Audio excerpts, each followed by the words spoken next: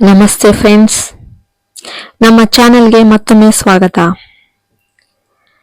ನಮ್ಮ ಚಾನೆಲ್ನಲ್ಲಿ ಪ್ರತಿದಿನ ನಾವು ವಾರಾಹಿ ದೇವಿಯ ಬಗ್ಗೆ ಕಲಿತಾ ಇದ್ದೇವೆ ಮತ್ತು ಅನೇಕ ಪೂಜೆಗಳು ಮತ್ತು ಪರಿಹಾರಗಳನ್ನ ಮಾಡುತ್ತಾ ಇದ್ದೇವೆ. ನಾವು ಇಂದು ಯಾವ ವಿಡಿಯೋ ನೋಡಲಿದ್ದೇವೆ? ಇದು ತುಂಬಾ ಶಕ್ತಿಶಾಲಿ ವಿಡಿಯೋ. 11 ದಿನಗಳಲ್ಲಿ 3 ಲಕ್ಷ ರೂಪಾಯಿಗಳು ನಿಮ್ಮ ಮನೆಯನ್ನು ಹುಡುಕಿಕೊಂಡು ಬರುತ್ತವೆ. ನಿಮ್ಮ ಕೈಯಲ್ಲಿ 1 ರೂಪಾಯಿಯೂ ಇಲ್ಲದ ದಿನಗಳಲ್ಲಿ 17 ತೊಲೆ ಬಂಗಾರ ಬಿಡುಗಡೆಯಾಗಿತ್ತು. ನಿಜ. ಇಂದಿನ ವಿಡಿಯೋದಲ್ಲಿ ತಿಳಿದುಕೊಳ್ಳೋಣ. ಇದು ನಿಮಗೂ ಆಗಬೇಕು. ಹಾಗಾಗಿ ಕೈಯಲ್ಲಿ 1 ರೂಪಾಯಿ ಇಲ್ಲದೆ ಬಳಲುತ್ತಿರುವ ಯಾರಾದರೂ ನಿಜವಾಗಿಯೂ ಚಿನ್ನವನ್ನ ಬಿಡುಗಡೆ ಮಾಡಬೇಕು. ಸಹೋದರಿ, ನನ್ನ ಕೈಯಲ್ಲಿ 1 ರೂಪಾಯಿ ಇಲ್ಲ ಎಂದು ಭಾವಿಸಿದವರೆಲ್ಲರೂ ಈ ವಿಡಿಯೋವನ್ನ ಸಂಪೂರ್ಣವಾಗಿ ನೋಡಿ. ಸ್ನೇಹಿತರೆ, ನಿಮ್ಮ ಎಲ್ಲಾ ಸ್ನೇಹಿತರಿಗೂ ಹೇಳಿ. ನಮ್ಮ ಚಾನೆಲ್ ಅನ್ನು ಮೊದಲ ಬಾರಿಗೆ ನೋಡುತ್ತಿರುವವರೆಲ್ಲರೂ ಸಬ್ಸ್ಕ್ರೈಬ್ ಮಾಡಿಕೊಳ್ಳಿ. ಸ್ನೇಹಿತರೆ, ವಿಡಿಯೋ ಇಷ್ಟವಾದರೆ ಒಂದು ಸಣ್ಣ ಲೈಕ್ ನೀಡಿ ಮತ್ತು ನಿಮ್ಮ ಎಲ್ಲಾ ಸ್ನೇಹಿತರೊಂದಿಗೂ ಹಂಚಿಕೊಳ್ಳಿ. ನಮ್ಮ ಚಾನೆಲ್ನಲ್ಲಿ ಹಲವು ರೀತಿಯ ವಿಡಿಯೋಗಳನ್ನ ವೀಕ್ಷಿಸುತ್ತಿದ್ದೇವೆ. ನಾವು ಅನೇಕ ಪರಿಹಾರಗಳನ್ನ ಹೇಳುತ್ತಿದ್ದೇವೆ. ಅಂದ್ರೆ ನಾವು ದೇವತೆ, ಸಂಖ್ಯೆಗಳು ಅಥವಾ ಸ್ವಿಚ್ ಪದಗಳ ಬಗ್ಗೆ ಕೂಡ ಹೇಳಿದ್ದೇವೆ.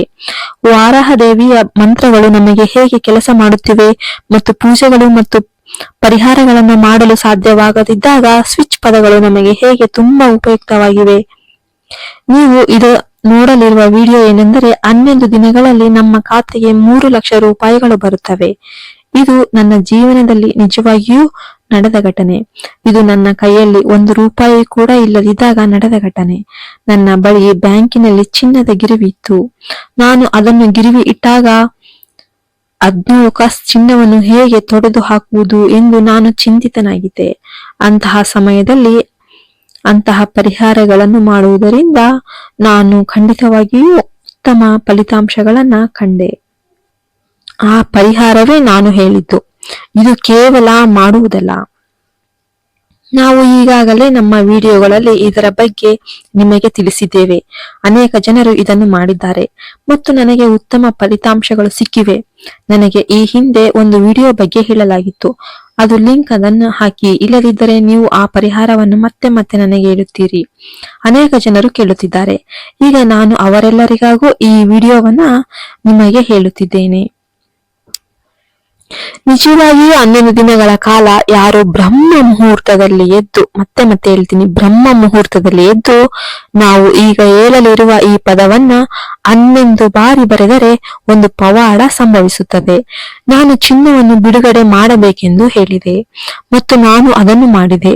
ಆ ಮೊತ್ತವು ನನಗೆ ಸಿಗಬೇಕಾದ ಮೊತ್ತ ಹೇಗೆ? ಈ ವಿಶ್ವವು ನಮಗೆ ಹೇಗೆ ತರಲ್ಪಟ್ಟಿದೆ, ಅದೇ ರೀತಿ ನೀವೆಲ್ಲರೂ ನಿಮಗೆ ಯಾವುದೇ ಸಮಸ್ಯೆ ಇದ್ದರೂ ಸಹ ಅದು ಆಗಲೇಬೇಕು. ನಿಮ್ಮ ಆರೋಗ್ಯದ ಬಗ್ಗೆ ನೀವು ಅದನ್ನು ಮಾಡಬಹುದು. ನೀವು ಅದನ್ನು ಕೆಲಸದ ಬಗ್ಗೆ ಮಾಡಬಹುದು. ಅನೇಕ ಜನರು ಕೂಡ ಕೇಳುತ್ತಿದ್ದಾರೆ, ನಿಮ್ಮ ಆರೋಗ್ಯ, ಕೆಲಸ, ಸರ್ಕಾರಿ ಕೆಲಸ ಬಗ್ಗೆ ಹೇಳಿ ಅಂತ. ಅನೇಕ ಜನರು ಮತ್ತೆ ಕೇಳುತ್ತಿದ್ದಾರೆ. ನಿಮಗೆ ಯಾವುದೇ ರೀತಿಯ ಸಮಸ್ಯೆ ಇದ್ದರೂ ನೀವು ಈಗ ಹೇಳಲಿರುವ ಈ ಪದವನ್ನು 11 ದಿನಗಳವರೆಗೆ 11 ಬಾರಿ ಬರೆಯಲು ಪ್ರಯತ್ನಿಸಿ. ಸ್ನೇಹಿತರೆ, ಬ್ರಹ್ಮ ಮುಹೂರ್ತ ಎಂದರೆ ಬೆಳಗಿನ ಜಾವ 3:30ರಿಂದ 4 ಗಂಟೆಯವರೆಗೆ. ಬೆಳಿಗ್ಗೆ ಎದ್ದ ನಂತರ ಸರಿಯಾಗಿ ಹಲ್ಲುಜ್ಜಿದ 3:30 ಗಂಟೆಯಿಂದ 4 ಗಂಟೆಯ ಒಳಗೆ ನೀವು ಈ ಪರಿಹಾರವನ್ನ ಮಾಡಬಹುದು. ನೀವು ಸ್ನಾನ ಮಾಡುವ ಅಗತ್ಯವಿಲ್ಲ. ನಾನು ಮಾಡುವುದಿಲ್ಲ. ನೀವು ಸ್ನಾನ ಮಾಡಿದರೆ ಪ್ರಯತ್ನಿಸಿ. ಸ್ನೇಹಿತರೆ, ಇನ್ನೂ ಉತ್ತಮ ಫಲಿತಾಂಶಗಳು ಸಿಗುತ್ತವೆ. ವಾಸ್ತವವಾಗಿ ಬ್ರಹ್ಮ ಮುಹೂರ್ತದಲ್ಲಿ ಹೇಳುವುದು ನಮಗೆ ಒಳ್ಳೆಯ ಪವಾಡವನ್ನು ನೀಡುತ್ತದೆ. ಈ ವಿಶ್ವವೇ ಹಾಗೆ. ನಾವು ಬ್ರಹ್ಮ ಮುಹೂರ್ತದಲ್ಲಿ ಎದ್ದು ಸಾಧ್ಯವಿರುವವರು ಸ್ನಾನ ಮಾಡಲು ಪ್ರಯತ್ನಿಸಬೇಕು. ಸ್ನೇಹಿತರೆ, ಈ 11 ದಿನಗಳು ನಾವು ಕಠಿಣ ಸಮಸ್ಯೆಯಿಂದ ಹೊರಬರಬೇಕು ಎಂದರ್ಥ. ನಾವು ನಿಮ್ಮನ್ನು ಎಷ್ಟು ಬೇಗನೆ ಮೆಚ್ಚಿಸಬಹುದು ಎಂಬುದನ್ನು ನಾವು ತಿಳಿಸಬೇಕು. ನಾವು ಅದನ್ನು ಮಾಡಲು ಸಾಧ್ಯವಾದರೆ ಅದು ತುಂಬಾ ಒಳ್ಳೆಯದು. ನಮಗೆ ಸಾಧ್ಯವಾಗದಿದ್ದರೆ ಏನು ಮಾಡಬೇಕು? ತುಂಬಾ ವಯಸ್ಸಾದವರು ಮತ್ತು ಏನಾದರೂ ಮಾಡಬೇಕೆಂದು ಬಯಸುವವರು ಸ್ನಾನ ಮಾಡುವ ಅಗತ್ಯವಿಲ್ಲ. ನಿಮಗೆ ಹಲ್ಲುಜ್ಜಲು ಸಾಧ್ಯವಾದರೆ ಚೆನ್ನಾಗಿ ಹಲ್ಲುಜ್ಜಿ ಮತ್ತು ಸರಿಯಾಗಿ ಕುಳಿತುಕೊಳ್ಳಿ. ನೀವು ಈ ಪರಿಹಾರವನ್ನು ಸಹ ಮಾಡಬಹುದು. ತದನಂತರ ಬೆಳಿಗ್ಗೆ ಬೇಗನೆ ಎದ್ದು 3:30 ಗಂಟೆಯಿಂದ 4 ಗಂಟೆಯವರೆಗೆ ದೀಪವನ್ನು ಸರಿಯಾಗಿ ಪೂಜಿಸಿ ಮತ್ತು ನಂತರ ಮೊದಲ ಆದ್ಯತೆಯು ಮೊದಲ ಪ್ರಾಮುಖ್ಯತೆಯಾಗಿದೆ. ಬ್ರಹ್ಮ ಮುಹೂರ್ತದಲ್ಲಿ 3:30ಯಿಂದ 4 ಗಂಟೆಗೆ ಎದ್ದೇಳಿ. ಸ್ನೇಹಿತರೆ, ಹಾಗೆ ಮಾಡಲು ಸಾಧ್ಯವಾಗದವರು ನೀವು 4 ಗಂಟೆಯಿಂದ 5:30ವರೆಗೆ, 5:30ಗಿಂತ ಹೆಚ್ಚು ಹೋಗಬಾರದು.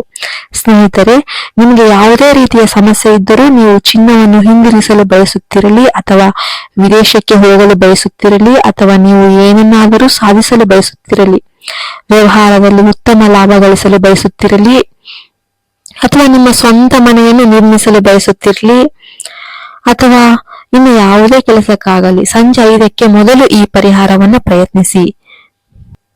ಏನಾದರೂ ಖಂಡಿತವಾಗಿಯೂ ಆಗಲಿದೆ ಎಂದು ಹಂಬಲಿಸುವವರು ಮತ್ತು ಅದು ಏನು ಹೇಳುತ್ತಿದೆ ಮತ್ತು ನಾವು ಅದನ್ನು ಹೇಗೆ ಮಾಡಬೇಕು, ಹಾಗಾದರೆ ನೋಟ್ಬುಕ್ ತೆಗೆದುಕೊಳ್ಳಿ. ಸ್ನೇಹಿತರೆ, ಅದು ಯಾವ ರೀತಿಯ ನೋಟ್ಬುಕ್ ಆಗಿದ್ದರೂ ಪರವಾಗಿಲ್ಲ. ಅಂದರೆ ಬಿಳಿ ನೋಟ್ಬುಕ್ ಉತ್ತಮ, ರೂಲ್ ಇಲ್ಲದ ನೋಟ್ಬುಕ್ ಉತ್ತಮ. ಮೊದಲು ನಾವು ಒಂದು ನೋಟ್ಬುಕ್ ಇಟ್ಟುಕೊಂಡಿದ್ದೆವು ಅಲ್ಲವೇ? ಮೊದಲು ಮಂತ್ರಗಳನ್ನು ಬರೆಯಲು ಅಥವಾ ದೇವತೆ ಸಂಖ್ಯೆಗಳನ್ನು ಬರೆಯಲು ನಾವು ನೋಟ್ಬುಕ್ ಅನ್ನು ಇಟ್ಕೊಂಡಿದ್ದೆವು. ಆ ನೋಟ್ಬುಕ್ ಅಲ್ಲಿ ನೀವು ಅದನ್ನು ಹಸಿರು ಬಣ್ಣದ ಪೆನ್ನಿನಿಂದ ಬರೆಯುತ್ತೀರಿ. ಸ್ನೇಹಿತರೆ, ನಾನು ಈಗ ಹೇಳಲಿರುವ ಈ ಪದವನ್ನು ನೀವು ಹಸಿರು ಬಣ್ಣದ ಪೆನ್ನಿನಿಂದ ಬರೆದರೆ ತುಂಬಾ ಒಳ್ಳೆಯದು. ಮತ್ತು ಆ ಪದ ಏನು, ಅದರ ಅರ್ಥ ಏನು? ನಾನು ಯೋಚಿಸಿದಂತೆ ಆಯಿತು, ನಾನು ಅಂದುಕೊಂಡಂತೆ ಆಯಿತು, ನಾನು ಅದೃಷ್ಟಶಾಲಿ. ನೀವು ಅದನ್ನು 11 ಬಾರಿ ಬರೆಯುತ್ತೀರಿ. ಸ್ನೇಹಿತರೆ, ಅದನ್ನು ನೀವು ಕನ್ನಡ ಅಥವಾ ಇಂಗ್ಲಿಷ್ ನಲ್ಲಿ ಬರೆಯಬಹುದು. ಏಕೆಂದರೆ ಬೆಳಿಗ್ಗೆ ಎದ್ದಾಗ ಮಂತ್ರಗಳು ಹೇಗೆ ಕೆಲಸ ಮಾಡುತ್ತವೆ, ಸಕಾರಾತ್ಮಕ ಕಂಪನವು ಸಹ ಚೆನ್ನಾಗಿ ಕೆಲಸ ಮಾಡುತ್ತದೆ. ನಾವು ಬೆಳಿಗ್ಗೆ ಎದ್ದಾಗ ನಿಜವಾಗಿಯೂ ವಿಶ್ವಕ್ಕೆ ಸಕಾರಾತ್ಮಕ ಕಂಪನವನ್ನು ನೀಡುತ್ತೇವೆ. ನಾವು ಎಚ್ಚರವಾದಾಗ ನಾವು ಬ್ರಹ್ಮಾಂಡದೊಂದಿಗೆ ಮಾತನಾಡುತ್ತೇವೆ. ನಾವು ಅಂದುಕೊಂಡಿದ್ದೆಲ್ಲ ನಿರೀಕ್ಷೆಯಂತೆ ನಡೆದಿದೆ ಎಂದು ನಾನು ನಂಬುತ್ತೇನೆ. ನಾವು ಯಾವಾಗಲೂ ವಿಶ್ವದೊಂದಿಗೆ ಹೇಗೆ ಸಂಪರ್ಕ ಹೊಂದಿದ್ದೇವೆ? ನನ್ನ ಪ್ರಕಾರ ಯಾರಿಗೆ ಸಕಾರಾತ್ಮಕ ಕಂಪನವಿದೆಯೋ ಅವರು ಅಲ್ಲಿ ಇರುವ ಸಾಧ್ಯತೆ ಹೆಚ್ಚು. ಬೆಳಿಗ್ಗೆ ಎದ್ದ ತಕ್ಷಣ ಬ್ರಹ್ಮ ಮುಹೂರ್ತದಲ್ಲಿ ಇದನ್ನು ಮಾಡುವ ಎಲ್ಲರೊಂದಿಗೆ ಈ ವಿಶ್ವವು ಸಂಪರ್ಕಗೊಳ್ಳುತ್ತದೆ.